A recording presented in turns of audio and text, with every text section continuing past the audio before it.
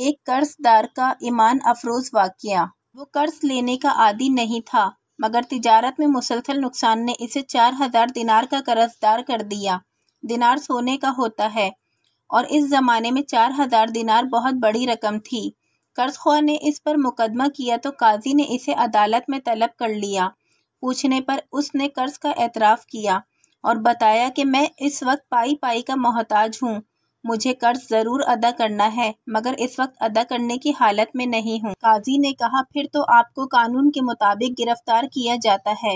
اس نے کہا میں گھر میں بتا کر نہیں آیا، میرے بیوی بچے میرے انتظار میں ہوں گے، مجھے 1 دن کی مہلت دے دیں تاکہ میں کچھ ادھار لے کر گھر میں کھانے پینے کا کچھ سامان دے آؤں اور بیوی بچوں کو الوداع کہہ آؤں۔ قاضی نے کہا آپ کوئی ضامن دیں تو ہم آپ کو 1 دن کی مہلت دے سکتے ہیں۔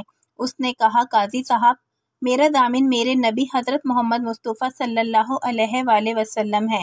قاضی غصہ ہو گیا، کہنے لگا تم کیسی بے ادبی کر رہے ہو؟ ضامن کا مطلب یہ ہوتا ہے کہ اگر تم نہ آئے تو ہم اسے گرفتار کر لیں گے، پھر نعوذ باللہ تم اتنا بڑا نام لے رہے ہو، کیا آپ صلی اللہ علیہ وآلہ وسلم کا ادب تمہیں معلوم نہیں؟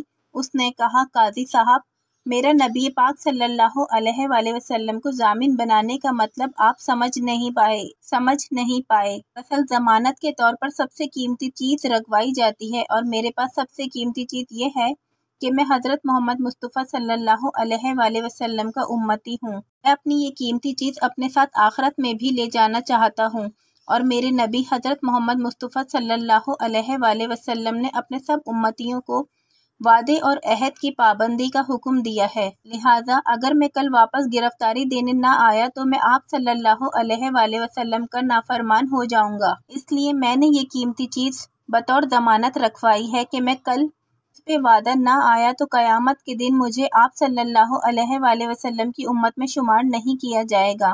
یہ سن کر قاضی اور قرض خواہ دونوں کی گردنیں جھک گئیں اور آنکھیں بھیگ گئیں اور انہوں نے اسے گھر جانے دیا۔ وہ گھر پہنچا اور بیوی کو سارا قصہ سنایا اور کہا کہ میں کچھ قرض اٹھاتا ہوں، اس سے تم بچوں کی دیکھ بھال کرنا اور میرے پیچھے اپنا اور بچوں کا خیال رکھنا۔ بیوی ایماندار اور وفادار تھی، کہنے لگی آج کھانے میں کچھ موجود ہے، میں بچوں کو کھلا کر سلا دیتی ہوں، آپ مزید قرض نہ لیں۔ آپ نے جو چیز ضمانت رکھوائی ہے آج میں اور آپ اس کو مزید پکاریں گے اور ساری رات حضور پاک صلی اللہ علیہ وآلہ وسلم پر درود پاک پڑھیں گے۔ بچے سو گئے، میاں بیوی باوضو بیٹھ کر درود پاک پڑھنے لگے۔ کافی رات گزر گئی، بیوی تو پڑھتی رہی مگر شوہر کی آنکھ لگ گئی اور نبی کریم صلی اللہ علیہ وآلہ وسلم کی خواب میں زیارت ہوئی۔ آپ نے فرمایا صبح فلاں شخص کے پاس چلے جانا، اسے میرا سلام دینا اور ایک علامت ارشاد فرمائی کہ یہ اس کو بتانا، وہ تمہارا قرض اتار دے گا۔ صبح وہ شخص اس آدمی کے پاس پہنچا، پورا خواب سنایا اور کچھ متاثر ہوا تو اس کو علامات بھی بتائیں۔ وہ رونے لگا اور فوراً 8000 دینار لے آیا اور کہا 4000 دینار سے قرض اتار دینا اور 4000 دینار میری طرف سے ہدیہ، اس خوشی میں کہ آپ کے ذریعے مجھے نبی کریم صلی اللہ علیہ وآلہ وسلم کا سلام اور پیغام آیا ہے۔ وہ صاحب 2 تھیلیاں اٹھائے عدالت کی طرف نکلے، وہاں قاضی صاحب باہر بے چینی سے کھڑے تھے، ان کو دیکھ کر آگے بڑھے، بہت محبت سے ملے اور ایک تھیلی دی، ساتھ ہی قاضی صاحب نے کہا یہ میری طرف سے ہدیہ ہیں 4000 دینار، ابھی قرض خواہ آئے گا اس کو ادا کر دینا، میں تو صبح سے تمہارے انتظار میں کھڑا تھا، مجھے رات زیارت ہوئی اور تمہارا قرض اتارنے کا حکم ملا۔ یہ کہہ کر دونوں عدالت میں جا بیٹھے۔ وقت ہوا تو قرض خواہ بھی آ گیا۔ قاضی نے بتایا کہ یہ شخص پیسے لے آیا ہے، آپ وصول کر کے دستخط کر دیں۔ قرض خواہ نے کہا قاضی صاحب میں نے قرض معاف کر دیا ہے اور ان کے لیے مزید 4000 دینار ہدیہ بھی لایا ہوں۔ رات مجھے بھی زیارت ہوئی اور قرض معاف کرنے کا حکم ملا۔ پھر وہ سب آپس میں خوب گلے ملے اور ان صاحب کو دروازے تک چھوڑنے آئے۔